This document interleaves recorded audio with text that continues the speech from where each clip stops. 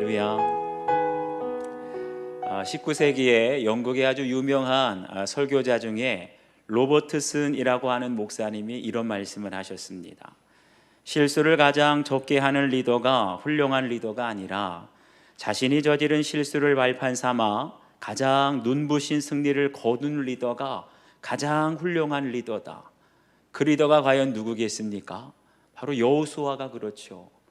아마 여호수아의 삶 속에 평생 잊혀지지 않는 기억이 아이성에서 패배한 것과 지난주에 살펴보았던 것처럼 그 아골 골짜기의 돌무더기, 이게 아마 평생 트라우마가 상처가 되지 않았을까 생각을 합니다. 그럼에도 불구하고 그 패배를 통해서 철저히 자기의 죄, 특별히 탐심의 죄를 끊어내고 회개하게 되었을 때 그 이후로는 단 한 번도 패배하지 않고 승리하여서 가나안 땅을 정복하게 된 줄 믿습니다. 그런데 오늘 우리가 살펴보게 될 이 싸움은 뭐죠? 한번 패하고 난 다음에 다시 싸우는 전쟁, 소위 말하는 설욕전입니다.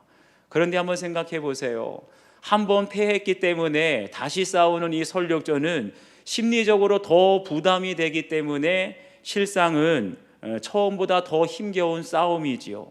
그럼에도 불구하고 우리가 이길 수 있는 비결은 하나, 나의 연약함을 알아야 되는 거예요. 실패 속에서 나의 죄를 깨닫고 내 힘으로는 아무것도 할 수 없다는 것을, 나의 연약함을 철저히 인정하며 하나님을 신뢰하고 말씀들을 준비가 되어 있을 때 하나님은 우리가 생각하지도 못했던 승리의 비결을, 승리의 전술을 우리에게 말씀하여 주실 줄 믿습니다. 오늘 그것을 듣기를 원해요. 그래서 오늘 저에게 주시는 말씀을 통해서 여호와의 말씀대로 행하라, 이 제목으로 함께 은혜를 나누겠습니다. 첫 번째는 매복의 영성이 승패를 좌우합니다. 우리 1절과 2절 말씀 함께 읽겠습니다. 시작. 여호와께서 여호수아에게 이르시되 두려워하지 말라, 놀라지 말라. 군사를 다 거느리고 일어나 아이로 올라가라. 보라, 내가 아이 왕과 그의 백성과 그의 성읍과 그의 땅을 다 내 손에 넘겨주었으리. 너는 여리고와 그 왕에게 행한 것 같이 아이와 그 왕에게 행하되 오직 거기서 탈취할 물건과 가축은 스스로 가지라. 너는 아이성 뒤에 복병을 둘지니라 하시니. 아멘. 여기 보면 여호와께서 여호수아에게 이르시되 라고 하셨어요. 하나님은 어떤 하나님이십니까? 하나님은 사랑하는 자에게 항상 먼저 다가오셔서 말씀하시는 하나님이신 줄 믿습니다. 그런데 지난주에 살펴본 것처럼 하나님이 진노하시면 어떻게 된다고요? 아무 말씀이 없으세요. 이스라엘이 패배하여도, 심지어는 36명의 군사들이 죽더라도 내버려 두시는 것이 하나님의 진노라고 했습니다. 그래서 하나님의 백성에게 가장 영적으로 곤고해지고 힘들고 어려울 때가 언제냐? 하나님께서 침묵하실 때. 그렇기 때문에 하나님의 음성이 들리지 않고 하나님의 말씀을 들어도 깨달아지지가 않고 하나님의 임재를 경험할 수 없을 때, 그때가 우리가 영적으로 가장 곤고해지고 가장 두려움에 빠질 때입니다. 이럴 때 가장 먼저 해야 될 것이 무엇이냐? 바로 우리의 죄를 회개하는 것입니다. 지난주에 살펴본 것처럼 여호수아와 이스라엘 백성들이 아골 골짜기에서 내 안에 숨겨진 탐심의 죄를 철저히 회개하게 되니까 지금까지 침묵하셨던 하나님이 오늘 말씀하십니다. 두려워하지 말라, 놀라지 말라. 그리고 이어지는 말씀이 너는 거기서 탈취할 물건과 가축은 스스로 가지라 라고 말씀하세요. 이상하죠? 처음에 여리고성에서는 온전히 여호와께 바치라, 헤렘, 아무것도 손대지 말라는 것이에요. 그런데 이번에 아이성의 설욕전에서는 오히려 그 성에 있는 물건과 가축을 너희 스스로 가지라 라고 하십니다. 어떻게 이런 일이 일어나죠? 우리 안에 있는 탐심을 돌로 치고 불사르며 철저하게 끊어내는 적용을 할 때 하나님은 우리에게 그 성의 물건과 가축을 스스로 가지라고 말씀하시는 줄 믿습니다. 이것이 바로 회개하는 자에게 주시는 하나님의 선물인 것이죠. 그런데 이게 다가 아닙니다. 2절을 보면 하나님께서 이스라엘 패배에서 승리할 수 있는 전술을 말씀해 주세요. 너는 아이성 뒤에 복병을 둘지니라. 아멘. 여러분, 복병이 뭐죠? 전쟁에서 복병은 몰래 숨어 있다가 갑자기 뒤편에서 공격하는, 한마디로 적들의 뒤통수를 치는 것이죠. 그런데 이때 가장 중요한 것이 뭐냐? 적들이 우리 아군의 군사력이 얼마인지, 전술이 무엇인지 모르도록 철저히 숨기는 것. 3,000명이 왔는지 3만 명이 왔는지, 앞에서 공격할지 뒤에서 공격할지, 이것을 철저하게 숨기고 감추는 것이 승리의 비결이죠. 그래서 오늘 4절부터 8절까지 보면 여호수아가 이 매복 작전에 대해서 설명을 합니다. 첫째는 아이성 뒤로 돌아가서 성읍 가까이에 매복하고 준비하라. 둘째, 아이성 군사들이 성읍에서 나오면 매복한 곳에서 일어나서 성읍을 점령하라. 셋째, 이스라엘 군대가 성읍을 취하면 그곳을 불사르고 하나님의 말씀대로 행하라. 한마디로 이번 아이성 설욕전에서 가장 중요한 것은 뭐라고요? 매복하는 거라는 거예요. 적들이 눈치채지 못하도록 철저히 숨기고 감추는 것, 바로 여기에 승패가 달려 있다는 것입니다. 우리에게 힘이 있고 능력이 있다고 자만해서 내 힘과 능력을 다 드러내며 자만하게 되면 여러분, 큰 코를 닥치게 됩니다. 그런데 우리가 도저히 패할 수 없는 전쟁에서 패하고, 절대 부도날 수 없는 회사가 부도가 나고, 절대 떨어질 수 없는 시험에서 떨어지게 되면 그때에서야 비로소 내 힘으로 되는 게 아니다, 내 인생이 내 능력대로 되는 것이 아니라는 것을 절절히 깨닫게 되죠. 그러면 그때에서야 비로소 하나님의 말씀대로 내가 가진 학벌도 숨기고 재산도 숨기고 내 인맥도 다 감추는 바로 매복의 영성이 생기게 됩니다. 여러분, 지금 우리가 살아가는 이 시대는 어떤 시대죠? 이 시대의 사람들은 어떻게 해서든지 자기의 학벌을 과시하고 재산과 인맥을 어떻게 해서든지 과시하려고 합니다. 그렇기 때문에 오히려 이 세상을 이기는 영성은 무엇이냐? 남들이 다 과시하려고 할 때 우리의 학벌과 재산과 인맥을 철저히 감추는 것이야말로 세상을 이기는 진짜 영성인 줄 믿습니다.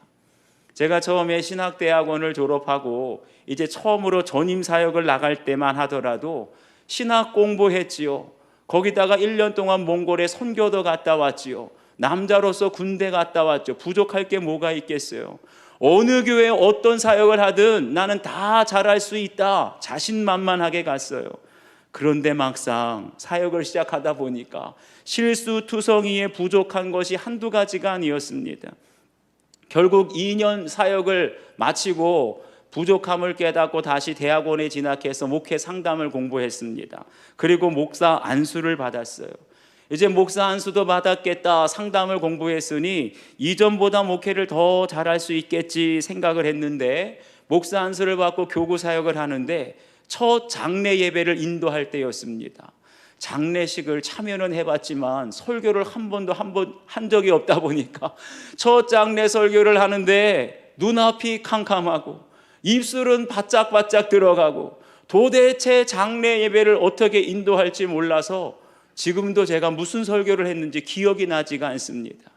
이렇게 하는 일마다 안 되고 또 안 되는 일을 겪다 보니까 그때에서야 비로소 목회라는 것이 내 학벌과 실력과 경험으로 하는 것이 아니구나라는 것을 절절히 깨닫게 되었습니다.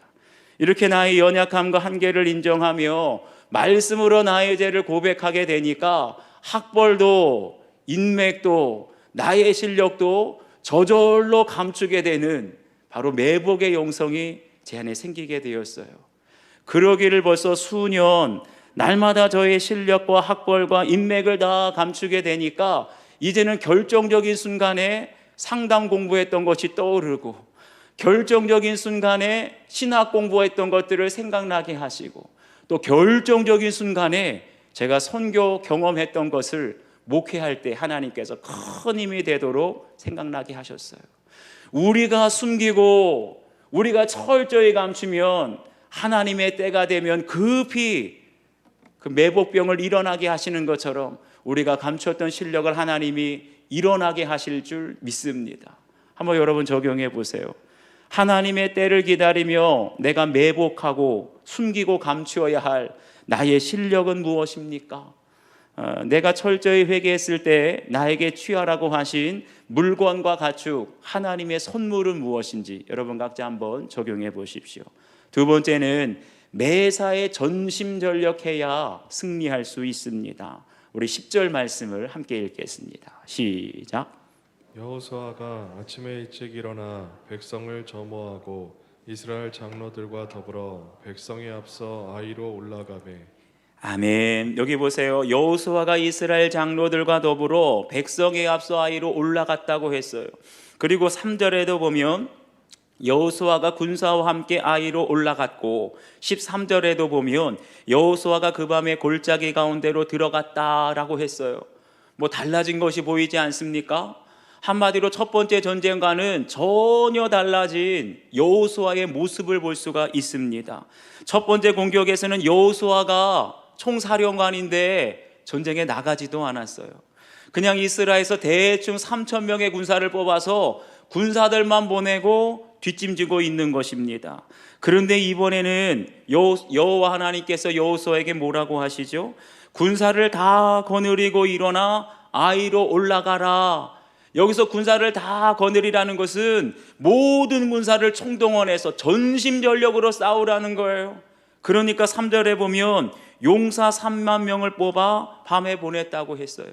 처음에는 아이성을 얕보고 그냥 대충 3,000명 군사들을 보냈는데 이번에는 어떻게 했다고요? 용사 3만 명, 처음보다 무려 10배나 많은 3만 명, 그것도 대충 뽑은 것이 아니라 60만 이스라엘 장정 중에서 뽑아서 가장 용맹한 군사들 3만 명을 뽑았다는 겁니다. 그런데 가장 중요한, 가장 큰 차이는 뭐지요? 첫 번째 전쟁에서는 여호수아가 직접 나가지 않았는데 이번에는 장로들과 함께 맨 앞에서 모든 군사들을 직접 이끌고 여호수아가 나갔다는 것입니다. 이렇게 처음 실패할 때와는 완전히 180도 달라진 여호수아의 모습이 있었기에 승리하게 된 줄 믿습니다. 사랑하는 여러분, 우리가 인생을 살아가다 보면 실패할 수 있어요. 그런데 실패가 중요한 것이 아니라 그 실패를 거울 삼아서 다시 한번 재기에 성공하는 사람이 있는가 하면 한 번의 실패로 말미암아 주저앉아서 도저히 재기할 수 없는 그것이 더 중요하다는 거죠. 그러니까 첫 실패에서 아무것도 배우지 못하고 처음과 똑같은 실수를 반복하는 사람은 2번, 3번 설력전을 하더라도 승리할 수 없는 거죠. 바둑을 하는 바둑 기사들은 대국을 치른 다음에 반드시 복기를 한다고 합니다. 이 복기라는 말은 바둑 용어예요. 복기가 무엇이냐? 한 번 두고 난 대국을 처음부터 다시 한번 그 순서대로 그대로 두면서 묘수와 문제수, 승부수를 발견하고 다른 수는 없었는지 반성하는 시간이 바로 복기라는 거예요. 그러니까 내가 언제 실수했지? 상대방이 언제 바둑을 둬서 승리하게 되었을까? 이것을 그대로 두면서 자기를 반성하는 시간이라는 거죠. 그래서 몇 년 전에 인공지능 알파고와 대결했던 이세돌 구단, 이 사람은 대국을 마치고 몇 시간 동안 복기를 하면서 자기의 실력을 향상하는 사람으로 소문나 있습니다. 저희들도 마찬가지죠. 첫 실패의 방심에서 3,000명만 보내서 실패했다면 두 번째 설력전을 할 때는 어떻게 해야 되죠?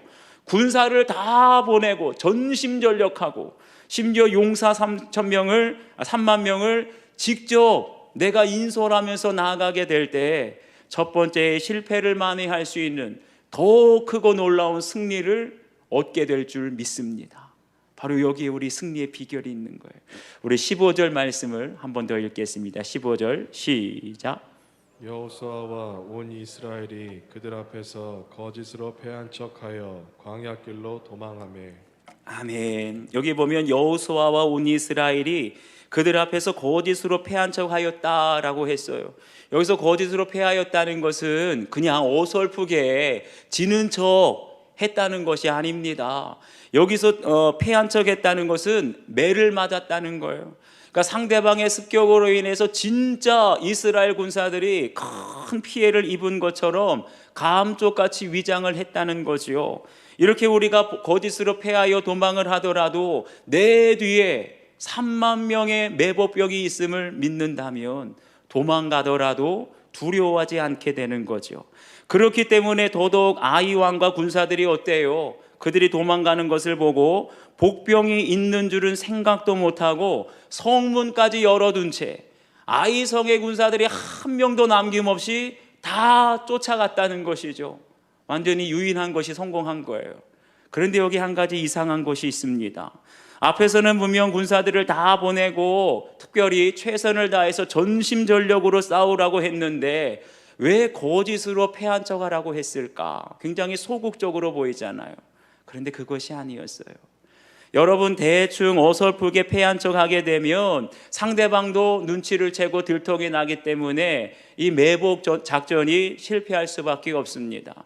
거짓으로 패하는 것조차도 전심전력으로 내 힘을 다하여 최선을 다하여 지는 척하게 될 때 매복 작전이 성공할 수 있고, 오직 우리가 은혜 안에 있을 때만 이렇게 져주는 작전이 성공할 줄 믿습니다. 보세요.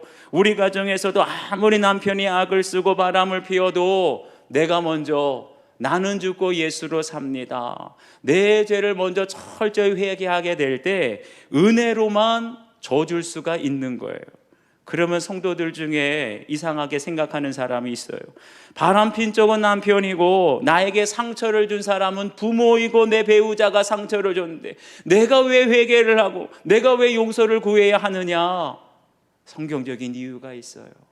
잘못한 사람은 남편이고 상처를 준 사람은 남편이고 부모여도 우리가 회개하고 용서를 구해야 될 것은 내가 먼저 말씀을 받았기 때문에, 말씀을 받은 사람이 바로 나이기 때문에 한 영혼을 구원하기 위해서 내 뒤에 3만 명의 복병이 있다는 것을 믿고 기쁨으로 져주고 오히려 전심전력으로 우리가 패하는 척 해야 할 줄 믿습니다. 바로 그것이 승리하는 길이고 그것이 바로 영혼 구원하는 길이라는 거죠.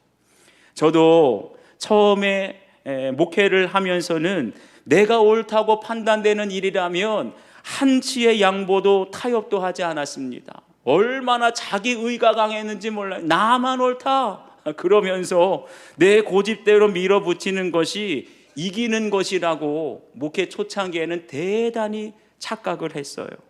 그러니까 당장 눈앞에서 밀어붙이는 대로 원하는 대로 되면 속으로는 기뻐했지만 시간이 지날수록 얻은 것보다 잃은 것이 더 많다는 바로 마이너스 목회를 했다는 것을 알게 되었습니다. 그러다가 큐티를 하면서 나의 죄를, 제 안에 있는 자기 의를 고백하고 예수 동행 일기를 쓰면서 나는 죽고 예수로 살면서 최선을 다해서 져주는 척하고 최선을 다해서 열심히 패하면 패할수록 그것이 목회에 승리하는 길이고 그것이 교회에 덕을 세우는 길이라는 것을 뼈저리게 알게 되었습니다. 내 자아가 죽고 내 혈기가 죽기 전까지는 제 안에 있는 자기 의와 자존심 때문에 패한 척하는 것이 죽기보다 싫었어요. 그리고 져주면 이대로 끝장나는 줄 알고 두려웠었는데 이제는 제 뒤에 3만 명의 복병이 있다는 것을 알게 되니까 져주는 것도 화가 나지 않고 오히려 있는 힘을 다해서 내가 기쁘게 패배하는 것이 영혼 구원이라는 것을 알게 되니 이것이 바로 승리하는 영성이라는 것을 몸소 깨닫게 되었습니다. 여러분도 한번 적용해 보시기를 바라요. 대충 했다가 혹시 큰 실패를 경험한 적이 있습니까? 사업이든 학업이든 직장이든 지금 내가 전심전력으로 다시 최선을 다해야 할 일은 무엇인지, 영혼 구원을 위해서 거짓으로 기쁘게 져주어야 할 사람은 누구인지 한번 적용해 보세요. 여러분, 내가 원하는 대로 힘주어서 싸우는 게 승리가 아니에요. 오히려 적극적으로 있는 힘을 다해서 져주게 될 때 그것이 가정에서도 교회에서도 직장에서도 승리하는 길인 줄 믿습니다. 마지막 세 번째는 마지막까지 긴장을 늦추지 말아야 합니다. 우리 18절 말씀 함께 읽겠습니다. 시작. 여호와께서 여호수아에게 이르시되 내 손에 잡은 단창을 들어 아이를 가리키라. 내가 이 성읍을 내 손에 넘겨주리라. 여호수아가 그의 손에 은 단창을 들어 그 성읍을 가리키니. 아멘. 여기 보니까 여호수아가 그의 손에 은단창을 들었다고 했어요. 이 단창이라는 것은 긴 창이 아니라 한마디로 언제든지 꺼내서 던질 수 있는 아주 작고 조그만 창을 가리킵니다. 그런데 19절을 보니까 여호수아가 손을 드는 순간 복병들이 급히 일어나 성읍으로 달려 들어갔다라고 했어요. 이것을 원어의 문맥으로 보게 되면 여호수아가 손을 드는 동작과 숨어있는 복병들이 일어나서 달린 동작이 거의 동시에 일어난 동작으로 나와 있습니다. 이게 무엇을 말해줄까요? 한마디로 이스라엘 군사들이 여호수아 총사령관의 그 단창을 드는 신호에 맞춰서 아주 일사불란하게 즉각적으로 움직이고 있음을 보여주고 있지요. 여러분 보세요. 군대를 다녀오신 분은 아시겠지만 매복 작전에서 가장 중요한 것이 무엇이죠? 정확한 타이밍입니다. 시간을 놓치면 패하는 거예요. 그리고 더 중요한 것은 무엇이냐? 그 타이밍에 맞춰서 모든 군사들이 역할이 다 달라요. 유인하는 군사, 숨어있는 매복병, 성읍으로 들어가서 탈취하는 사람, 모든 역할이 다른데 그 군사들의 역할을 톱니바퀴처럼 그 타이밍에 맞춰 정확하게 움직여줄 때 매복작전이 승리할 수 있거든요. 그러기 위해서 가장 중요한 것이 무엇입니까? 이스라엘의 모든 군사들이 누구의 신호를 봐야 돼요? 총사령관인 여호수아 손에 잡고 있는 단창, 그 신호를 보고 움직일 때 승리하게 되는 줄 믿습니다. 그런데 만약 누구라도 한눈 팔다가 신호를 놓쳤어요? 타이밍을 놓치면 지는 겁니다. 행여라도 누군가가 신호가 내리지도 않았는데 자기 마음대로 성급하게 움직이면 이 매복 작전은 물거품이 되고 마는 거예요. 그런데 보세요. 그 단창은 아주 작고 짧은 창이라고 했는데 지금 밤에 공격하고 있거든요. 그런데 멀리 숨어있는 3만 명의 이스라엘 군사들이 무슨 수로 손에 있는 단창을 보겠습니까? 그래서 어떤 성서학자는 아마도 단창에 반사되는 빛을 이용했을 것이다 주장하기도 하고, 또 어떤 성서학자는 아니다, 중간중간에 관측병이 있을 것이다. 지금 여호수아 장군이 지금 단창을 들었다 그러면 서로 전달해서 움직였다는 거죠. 어찌 되었든 성경에 나오진 않지만 빛을 이용했든 아니면 중간에 있는 관측병들을 이용했든 가장 중요한 건 뭐예요? 숨어있는 3만 명의 모든 매복병들이 오직 누구만 주시하고 있어요? 여호수아 그 손에 있는 단창만 주목하면서 그 신호대로 일사불란하게 움직이게 될 때 처음에는 실패했지만 다시 설력하는 설력전에서는 반드시 승리하게 되는 줄 믿습니다. 우리 마지막으로 26절과 27절 말씀을 함께 읽겠습니다. 시작. 아이 주민들을 진멸하여 바치기까지 여호수아가 단창을 잡아든 손을 거두지 아니하였고 오직 그 성읍의 가축과 노력한 것은 여호와께서 여호수아에게 명령하신 대로 이스라엘이 탈취하였더라. 아멘. 보세요. 아이 주민들을 진멸하여 바치기까지 여호수아가 단창을 든 손을 거두지 아니하였다. 여기서 거두지 아니하였다는 것은 단창을 든 손을 내리지 않고 끝까지 진멸할 때까지 들고 있었다는 거예요. 누구의 모습이 혹시 떠오르지 않습니까? 출애굽을 할 때 아말렉과 전쟁할 때였어요. 지금 저 전쟁터에서는 여호수아가 열심히 싸우고 있고 산 위에서는 모세가 이스라엘 군사들을 위해서 손을 들고 기도하고 있는데, 손을 들면 이스라엘이 이기고 팔이 아파서 손이 내리면 아말렉이 이기고, 그러니까 어떻게 하죠? 아론과 홀이 올라가서 한쪽에서 한쪽 팔씩 받쳐서 모세의 손이 내려오지 않게 되니까 이스라엘이 승리하게 된 줄 믿습니다. 그러니 지금 여기에서 여호수아가 단창을 든 손을 내리지 않았다. 이게 뭐지요? 한마디로 전쟁이 끝나지 않았다는 거예요. 전쟁이 끝날 때까지 아무리 팔이 아파도 단창을 든 손을 거두지 않고 내리지 않았다는 것이죠. 그런데 여러분 보세요. 그 당시의 상황을 보면 이미 하나님께서 아이성과 그 왕과 백성들을 하나님께서 넘겨주셨다고 했어요. 약속해 주셨습니다. 그리고 아이의 왕은 붙잡힌 상태였고 그 주민들 12,000명은 지금 진멸을 당한 상태였어요. 이미 전쟁은 끝난 것이나 마찬가지고 승리가 눈앞에 보이고 있는데, 그럼에도 불구하고 여호수아는 어땠다고요? 승리가 이미 눈에 보이고 거의 끝난 전쟁이지만 마지막 전쟁이 끝날 때까지, 완전히 진멸할 때까지 긴장하지 않고 그 단창을 거두지 않았다는 것이죠. 바로 이렇게 여호수아처럼 끝나도 끝난 것이 아니고 이겨도 이긴 것이 아닌 마지막 그 순간까지, 완전하게 끝날 때까지 최선을 다할 때에 하나님이 약속하신 가장 아름다운 승리, 완전한 승리를 얻게 된 줄 믿습니다. 공동체 지체들의 포기하지 않는 기도로 가정이 회복되었다는 한 성도님의 큐티인 간증입니다. 어려서부터 성공해야 한다는 말을 듣고 자란 저는 초등학생 때부터 시작한 야구로 성공해서 부모님의 소원을 이루어 드리려고 했는데 중간에 부상으로 그 꿈을 이루지 못했습니다. 결혼한 후에는 직장 생활을 하며 성공과 부를 쫓아 밤낮 없이 수고했지만 또 회사 사정으로 월급도 제대로 못 받고 1년 만에 이직해야 했습니다. 이렇게 하는 일마다 안 될 때는 내 안에 있는 죄를 볼 수 있어야 돼요. 사회에서 인정받지 못한 상처와 열등감 때문에 나 아내의 무시하는 듯한 눈빛과 말투, 어린 자녀들의 사소한 행동에도 불같이 화를 내며 물건을 집어 던졌습니다. 그런데 내 죄가 안 보이니까 아내가 그냥 평상시처럼 바라보아도 무시하는 것처럼 보이고, 자녀들이 평상시처럼 해도 애들도 나를 무시하네. 누구한테 문제가 있는 거죠? 내 안의 열등감, 자격지심 때문에 불같이 화를 내고 물건까지 던지게 되는 겁니다. 아내와의 불화가 계속되고 있을 때 아내가 먼저 온 교인이 말씀 묵상하는 교회로 나갔습니다. 이후 아내의 권유로 교회 등록하기 전에 부부 소그룹 모임에 처음으로 참석해서 예배를 드리는데, 평소 열등감이 많고 자격지심이 있던 저는 공동체 지체들의 좋은 직업에 저 자신이 초라하게 느껴졌습니다. 누가 말하지 않아도 스스로 초라해지는 거죠.